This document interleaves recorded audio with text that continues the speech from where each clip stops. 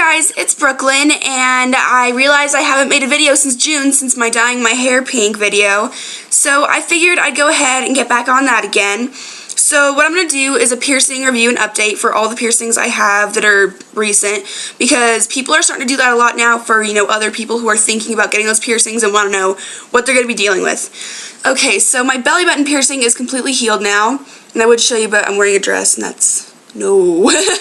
But, that took about 2 to 3 months to heal, and the biggest problem you're going to face when you get that done is wearing clothes, honestly, because you're going to feel your jeans rubbing up against it and your shirt. It's going to make you really aware of what you're wearing, so just wear like loose-fitting stuff and like low-rise pants and everything.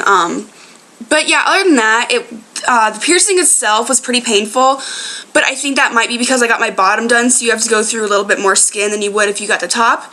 So that could be it, but on a scale of 1 to 10 for people who have a really low tolerance to pain, it was about an 8, 7.5, 8. But yeah, and I changed it after having it for almost 3 months, so I've had it for over a year now.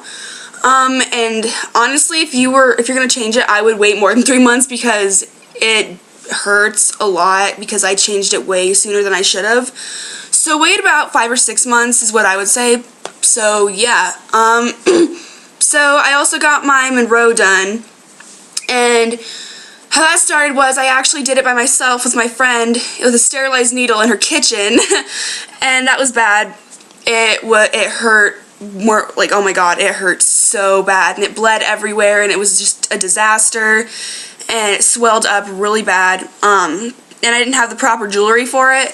I had a really small stud instead of a long one, so it didn't have room to swell, and so I had to take it out and let it close up, and I had a really bad scar there from it, so I decided, you know what, I liked it, so I'm going to get it re-pierced. So when I got it re-pierced, it was completely pain-free. I felt almost literally nothing, and that's saying a lot because I don't tolerate pain well. On a scale of 1 to 10, 10 being the most, 1 being the least, it was probably a 2. It was quick and easy, and the thing that hurt the most was the clamps. Like, the piercing itself wasn't anything at all. And the healing process, it was actually healed in less than a week, so I was really happy about that. But yeah, and I haven't changed it yet, so I don't know how that's gonna go. I'm a little bit scared too, though, because the jewelry is really complicated to figure out. But I will definitely make an update on that when I do. I'll probably record myself doing it. But, also I have my tongue done, and that was actually probably one of the hardest piercings I've had to deal with.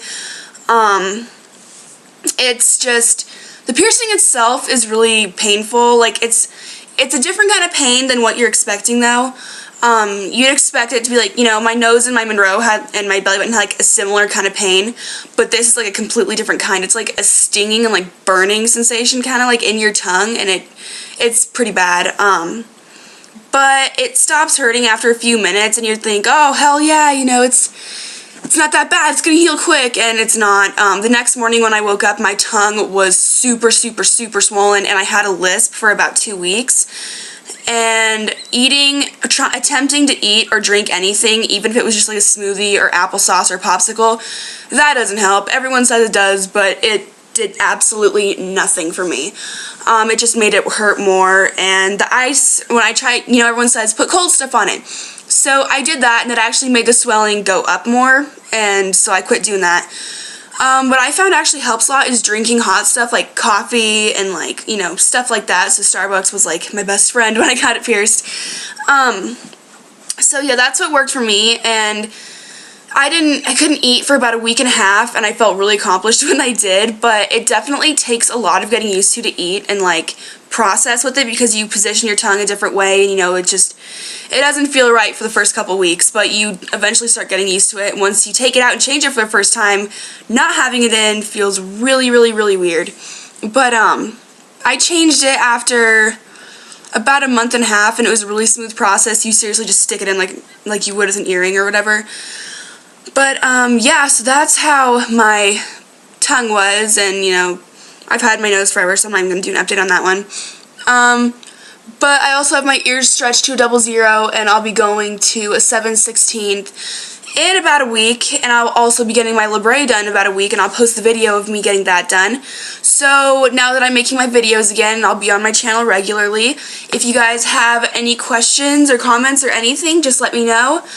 And I'll be including the places I got all my shit pierced down below in the description. So yeah, guys, don't forget to subscribe, and I'll see you later. Bye!